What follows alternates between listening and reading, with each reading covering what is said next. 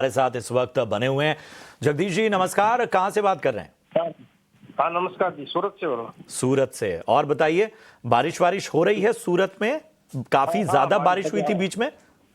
अभी हल्की फुल्की हो रही है 2 दिन से। जी जी, जगदीश जी बताइए क्या मदद की जाए आपकी? स्टेट बैंक ले रखा है। ठीक है, क्या भाव पे लिया था आपने? 800 के आसपास। चलिए, तो अभी फिलहाल 3-4 रुपए ही नीचे है आपके भाव से। नजरिया हमें बता सकते हैं कितना समय देना चाहते हैं एसबीआई में? 6 महीने से 12 महीना। 6 से 12 महीने का नजरिया लेकर चल रहे हैं। तपन, मैं आपके पास आना चाहूंगा। हमें जरा बताइए कि एसबीआई में क्या करना चाहिए? इनकी खरीद के आसपास ही है और 6 से 12 महीने अभी और समय देना चाहते हैं।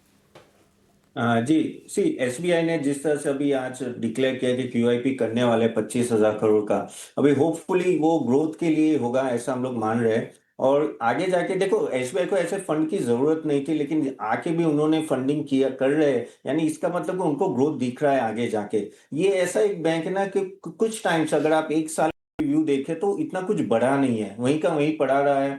और ना, जबकि उनकी प्रॉफिटेबिलिटी ठीक ठाक ही है। और ये जो रेट कट हुआ है, इसमें जो 50 बेसिस पॉइंट रेट कट है, उससे सबसे बड़ा फायदा ना स्टेट बैंक को, इन लोगों को होता है, पीएससी को। क्योंकि क्या होता है, उनका क्रेडिट को ज्यादा बढ़ता है और प्लस उनको बॉन्ड में भी फायदा हो जाता है। और मुझे ऐसा लग रहा है कि आगे जाके एक बार ये क्यूआईपी होता है तो उनकी बुक वैल्यू भी थोड़ी नीचे आ जाएगी, तो प्राइस टू बुक वैल्यू थोड़ा अट्रैक्टिव हो जाएगा कंपेयर टू प्राइवेट बैंक्स।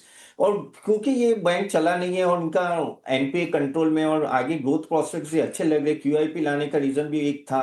तो ये सब फैक्टर देख के तो मुझे ऐसा लग रहा है कि एक स्टेट बैंक एक अच्छा है। आप 800 पे तो आई थिंक सेम भाव ही है। थोड़ा राह देखिए क्यूआईपी का क्या होता है, मेरे हिसाब से एक साल में ये अच्छी बढ़ोतरी देगा आपको यहाँ से।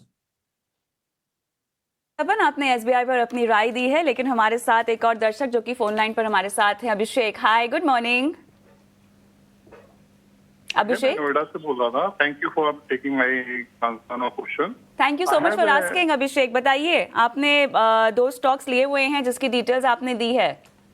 जी जी मैम, एक तो मेरे पास ये बीएसई का है, जिसके पास मेरे पास 90 शेयर्स हैं जो 300 के एवरेज से हैं, और मैं इसको लॉन्ग टर्म में, मतलब मैं अपने, समझ लीजिए इस समय बच्चों को ट्रांसफर करना चाहता हूँ, just like a property. Very nice, okay. और दूसरा डीमैट का एक है, तो वो भी मेरा लॉन्ग टर्म में व्यू में, क्या मैं इसको, इन दोनों को मुझे आईपीओ स्टेज से ही मेंटेन करके रख रहा हूँ जब से आईपीओ आया था।